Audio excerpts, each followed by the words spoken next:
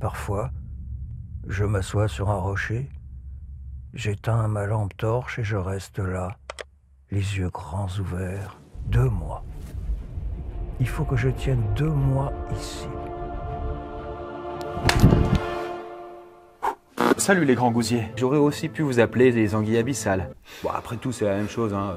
Faut arrêter, quoi. Bon, vous savez, le grand gousier, c'est un bestiau qui vit dans les profondeurs, loin, très loin de toute civilisation. Un petit peu comme notre héros du jour, j'ai envie de dire. À la différence près quand même que ces animaux-là ont une énorme gueule. Regardez-moi ça. Mais regardez-moi ça, quoi. Ils peuvent bouffer des trucs encore plus gros qu'eux, c'est tout simplement... C'est tout simplement ultra flippant. Charmant. Bon, sinon, comment ça va, vous? Je m'intéresse à votre vie. Est-ce que certains d'entre vous sont, comme qui dirait, claustrophobes? Parce que si c'est le cas, eh bien, le sujet du jour risque de ressembler à votre pire cauchemar. Et l'histoire dont on va parler aujourd'hui se passe sous terre. Attendez, je l'enfile bien quand même. Dans une solitude absolue, au fond d'un gouffre, pendant plusieurs mois. Mais qu'est-ce que c'est que ce machin sur ta tête, mon gars? Eh bien ça, je vais vous en reparler dans quelques instants. Mais qui voudrait vivre une pareille aventure, me diriez-vous? Bah, un mec un peu taré, non? Taré? Bah, non, tout simplement scientifique. Et il s'agit qui plus est d'une expérience très sérieuse. Puisque en descendant habiter au fond d'un glacier, le personnage dont il est question aujourd'hui a voulu se couper de toute influence extérieure. Et pour l'amour de la science, il a mis son corps à l'épreuve pendant plusieurs semaines. Figurez-vous que c'était pour contrôler l'évolution naturelle de son sommeil. Alors bon, oui, ça peut paraître surprenant, d'autant qu'on n'est vraiment pas obligé de descendre 100 mètres sous terre pour en apprendre plus sur la façon dont on dort. On peut aller voir un spécialiste du sommeil, ou même utiliser les derniers outils technologiques. Est-ce que vous avez déjà entendu parler de Dream? Parce qu'il s'agit d'un bandeau qui analyse votre sommeil avec la même précision que celle des machines professionnelles qu'on peut trouver par exemple dans les cliniques. L'application qui va avec vous élabore un programme sur mesure pour mieux dormir. Et ces conseils de Dream sont fondés sur les méthodes de thérapie cognitive et comportementale, les TCC comme on les appelle. Ce sont des méthodes quand même très efficaces pour pouvoir guérir pas mal de troubles. Et grâce à ces infos, Dream va essayer d'apporter une véritable solution à vos problèmes d'endormissement. En gros, l'application qui va avec le produit élabore un programme sur mesure pour vous aider à mieux dormir. Et justement, eh bien pour beaucoup d'insomniaques, eh ben ça fonctionne. Et donc, vous vous en doutez, c'est avec Dream que cette vidéo a pu voir le jour. Quelque part, c'est un petit peu ironique, puisque pour l'histoire du jour, eh bien on va devoir descendre au plus profond de la nuit. Puisque c'est en partie grâce à notre scientifique du jour qu'il est désormais possible de comprendre la façon dont nous dormons. En tout cas, avec mon équipe Okundar, comme on a pas mal de dormeurs un petit peu difficiles, certains ont pu tester le bandeau et je vous donne toutes leurs impressions en fin de vidéo. Bref, on va en reparler tout à l'heure. Mais maintenant, si on revient à notre super scientifique, à votre avis, que se passe-t-il lorsque nous perdons la notion des heures qui passent? Eh bien, oubliez tout ce que vous savez ou que vous pensez connaître, puisque nous allons plonger dans le noir, loin de toute civilisation, en dehors du temps, en compagnie de Michel Siffre.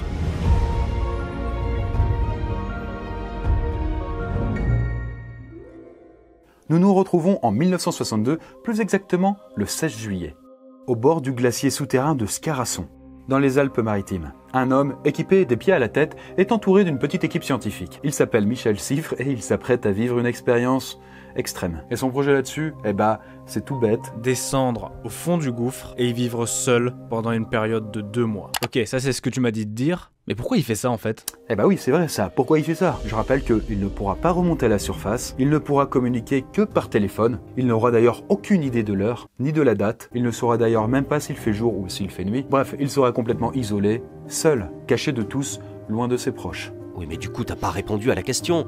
Pourquoi il s'inflige ça? C'est de la torture! Bah, calmez-vous, je vais répondre. Mais avant, il faut savoir que notre rythme sur Terre se fait en fonction des jours et des nuits. Quand la nuit tombe, on va se coucher et on se lève en même temps que le jour.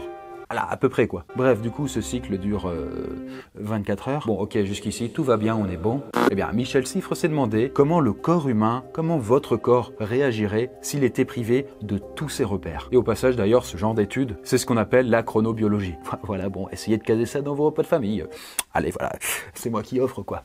Mais si vous ne savez pas que la nuit tombe, est-ce que vous êtes capable de savoir que c'est l'heure de dormir? Est-ce que votre corps peut-être s'en souvient et se synchronise tout seul? Alors là, je t'avoue, j'en ai aucune idée. Eh ben ouais, il y a de quoi se poser la question. Est-ce que votre corps, est-ce que notre corps possède son propre cycle naturel, indépendamment du coup des 24 heures d'une journée normale, avec le soleil qui se lève et qui se couche? Bref, comment ça marche tout ça? Pour en avoir le cœur net, Michel Siffre a décidé de passer un long moment coupé de toute lumière, sans horloge et sans montre, afin d'observer les réactions de son corps et de son esprit. Et cela n'avait jamais été tenté auparavant. Et donc à partir de là, vous allez voir que les résultats sont pas mal étonnants. Et ainsi, après une longue préparation, il se retrouve là, devant l'entrée du gouffre, prêt à descendre à 100 mètres de profondeur, en isolement total pour une durée de 2 mois. Son cœur bat la chamade, c'est un instant qu'il attend depuis longtemps. Et avec lui, il n'a qu'une tente, une lampe torche, un duvet, des vivres, mais aussi de quoi lire, écrire et écouter des disques. Quelques objets lui permettent de relever sa température et de contrôler sa condition physique.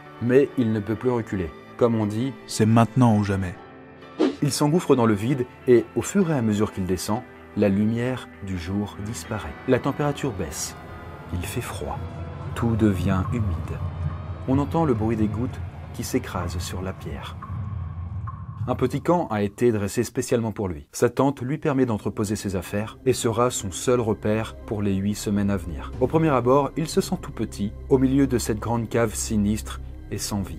L'humidité est terrible. Le sol est recouvert d'eau glacée et elle s'infiltre partout, même dans son duvet. Et là-dessus, je rappelle qu'il faut tenir 2 mois quand même. Oh putain, ça va être long. Ça va être très long. 2 mois de solitude pour essayer de comprendre ce qu'est le temps. 2 mois pendant lesquels ses seuls contacts humains se feront par téléphone. Bon, à chaque fois qu'il se couche ou qu'il se lève, il doit joindre par téléphone la surface, signaler ses réveils et indiquer quel jour il pense être. Bon voilà, je vous donne un petit exemple. Bon, je me lève, je vais bien. Je pense qu'il est 8h et que nous sommes le 20 juillet. Oui, je pense que c'est ça. Au départ, il essaye de se repérer grâce à la faim et à la fatigue. S'il a envie de manger, c'est peut-être qu'il est midi. Attendez d'ailleurs, moi je vais y aller. Et s'il se sent fatigué, c'est peut-être parce que la nuit est tombée. Et petit à petit, il se sent à l'aise dans sa tente. C'est son refuge, c'est son chez lui, dans ce trou plein d'eau et de pierres froides. Il y passe tout son temps et s'occupe en lisant des livres et en écoutant des disques. Il écrit d'ailleurs beaucoup dans son journal, comme pour se rapprocher de quelque chose de tangible, quelque chose de réel, et garder une trace de ces moments où il est seul avec lui-même. Puis, il développe d'étranges habitudes, comme celle d'éteindre toutes les lumières et de s'asseoir sur un rocher, dans le noir. Là, il fixe l'obscurité pendant des heures. Il ne voit rien du tout. Et il a alors l'impression de se dissoudre, de ne plus exister, de ne plus avoir de corps, et quelque part d'être dans une autre réalité.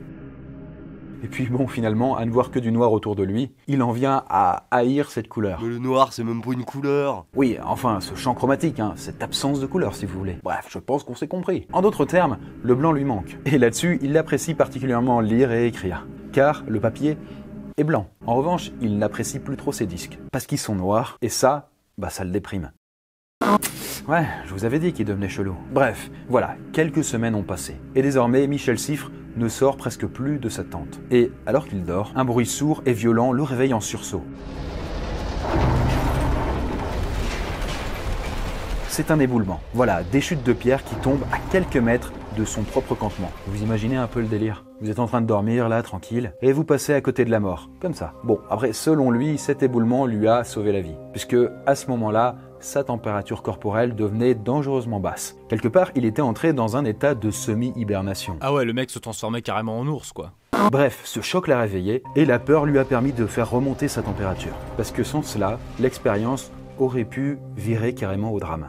Et petit à petit, son état se détériore. On peut dire qu'il souffre de dysenterie. Et donc, comme évidemment tout le monde sait ce qu'est la dysenterie, eh bien c'est sûr que... Attends, la dysenterie, c'est pas une région près de Limoges? Ah bah oui, du coup, oui, on sait pas toujours tout, ouais. Alors du coup, comment je pourrais vous expliquer ça? En gros, il se vide. Ses intestins ne vont pas très bien et il est pris d'énormes crises de coliques. Bon, du coup, vous imaginez bien que c'est pas un super moment à passer, vu où il se trouve. Sa barbe a aussi poussé, il se reconnaît plus et a l'impression désagréable de voir quelqu'un d'autre dans le miroir, comme s'il n'avait plus d'identité. Et dans sa grotte, la nourriture pourrit rapidement à cause de l'humidité. Il raconte que de petits bouts de fromage moisi sont partout, tout autour de lui, et qu'il essaie parfois de les goûter, voilà, juste pour voir. L'ennui finit vraiment par le peser et le déprimer. Dès qu'il se réveille, un sentiment de vide l'envahit. Et il faut dire en même temps que sa meilleure amie, à ce moment-là, c'est une araignée qu'il recueille dans une boîte. Bah oui, puisque au bout de plusieurs semaines de solitude, on trouve apparemment tout ce que l'on peut pour se sentir moins seul.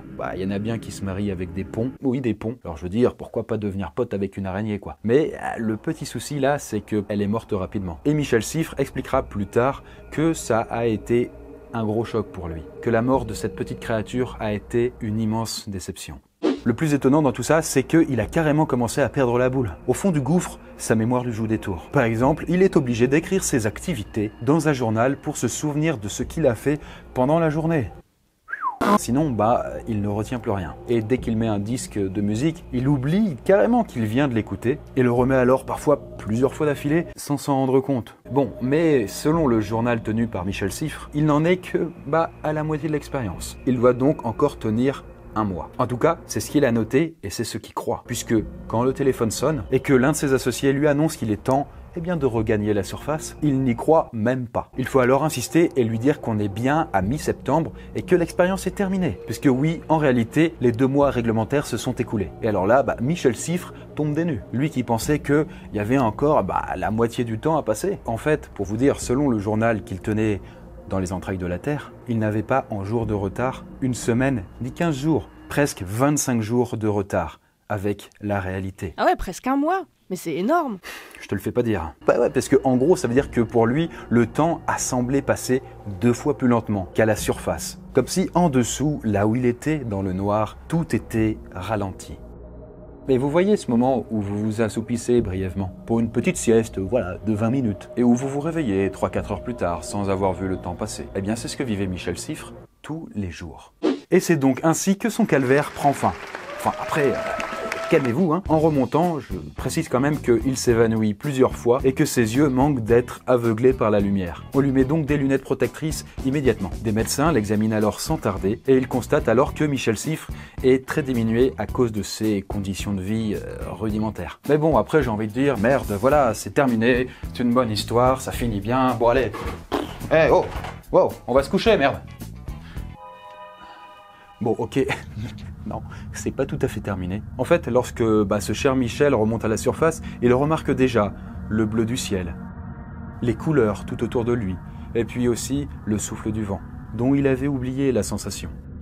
Et là, il observe le rapport de ses coéquipiers. Et il découvre alors à quel point son décalage avec le temps objectif, c'est-à-dire le temps des horloges, était quand même assez important. Et quand il pensait, de son côté, parfois dormir par exemple juste 1 heure, il pouvait s'écouler une nuit entière. Il lui était même arrivé de rester au téléphone pendant une 10aine d'heures avec ses confrères et sans avoir conscience du temps qui passait. Ah ouais, carrément pas voir passer 10 heures, il était un peu à l'ouest, Bah oui, c'est clair. En tout cas, on peut dire que cette petite expérience a largement dépassé la sphère scientifique. À sa sortie du gouffre, Michel Cifre était attendu par la plupart des journalistes et des médias du pays, donc la France. Voilà. De nombreux articles ont été écrits pour relater son périple, son aventure, Et à tel point que certains astronautes américains se sont intéressés à son travail. Mais qu'est-ce que la conquête de l'espace a à voir là-dedans, Eh bien, si on réfléchit bien, dans les 2 cas, l'homme est confronté au noir complet.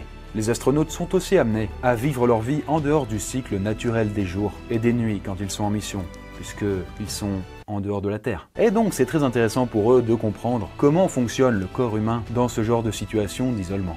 Et du coup, si je vous disais maintenant que ce n'était pas la seule expérience du genre tentée par notre scientifique aventurier. Quoi, tu veux dire qu'il a recommencé? Eh ben oui, du coup oui. Et la seconde fois, ça s'est passé 10 ans plus tard, en 1972, dans une grotte du Texas, pendant 205 jours. Et tenez-vous bien, ça a été financé par la NASA en personne. Mais c'est pas terminé, puisque bien des années encore plus tard, devinez où Michel Cifre se tenait pendant le passage à l'an 2000. Voilà, il a fêté le passage au nouveau millénaire sous terre. Et justement pour l'anecdote, alors que lui, avec ses petits outils de mesure, il pensait passer le nouveau millénaire au moment où il a dit « Tape, c'est bon, là on est à l'an 2000 », en réalité, on était le 4 janvier et il était 15h. Il était à la bourre de 4 jours quand même. Mais n'oublions pas qu'il s'agissait d'une démarche scientifique, avant tout. Alors, là-dessus, qu'est-ce que la science a appris? Qu'en dehors du cycle naturel des jours et des nuits que nous vivons, nous avons aussi notre propre horloge interne. Autrement dit, notre corps est capable de se réguler biologiquement seul, indépendamment des repères que nous donne la nature. Et même si notre bon Michel se réveillait parfois à 19h en pensant que c'était le matin, ah putain, sacré Michel. Malgré tout, ces phases de réveil étaient toujours espacées par la même durée, soit environ 25 heures. Et donc c'est grâce à ça qu'on sait désormais que notre horloge interne naturelle se situe dans un cycle proche des 24 heures de la Terre. Visiblement, les études dans ce domaine ne sont pas terminées puisqu'il existe désormais des spécialistes des rythmes circadiens comme Russell Foster. Ce dernier a d'ailleurs donné une conférence TED sur la thématique « Pourquoi est-ce qu'on dort ?», que je vous conseille d'aller checker sur YouTube. Et en plus, il a fait partie du comité scientifique de DREAM dont je vous avais parlé en début de vidéo. Alors peut-être qu'on ne dirait pas comme ça, mais cette découverte était vraiment très importante. Et pour cause, même Yuri Gagarin, le premier homme à avoir volé dans l'espace, a attentivement lu les recherches de cet aventurier français. Ainsi, quoi de plus satisfaisant pour un scientifique que d'aider l'être humain à en apprendre plus sur lui-même? Et quoi de plus étonnant que de participer à la découverte de l'espace et à la course aux étoiles depuis les entrailles de la Terre. Et bien voilà pour les aventures de notre homme des cavernes. Mais si vous cherchez une solution pour comprendre et améliorer votre sommeil, n'hésitez pas à aller voir le site de Dream. Pas besoin d'être dans la grotte de ce bon vieux Michel Siffre pour obtenir des infos maintenant. Une fois que vous avez votre bandeau Dream, il analyse vos phases de sommeil pendant que vous dormez et vous délivre un diagnostic complet au bout d'une semaine. Et ensuite, selon les points faibles qu'il aura détectés dans votre sommeil, il pourra utiliser la thérapie cognitive et comportementale, la TCC, et ce qui est en même temps, je précise, le traitement recommandé par la plupart des médecins pour vous aider à retrouver des nuits plus calmes et réparatrices. Ah, si c'est pas beau ça. Pour les insomniaques, ça peut vraiment être super utile. Et Dieu sait que du coup, ils sont nombreux.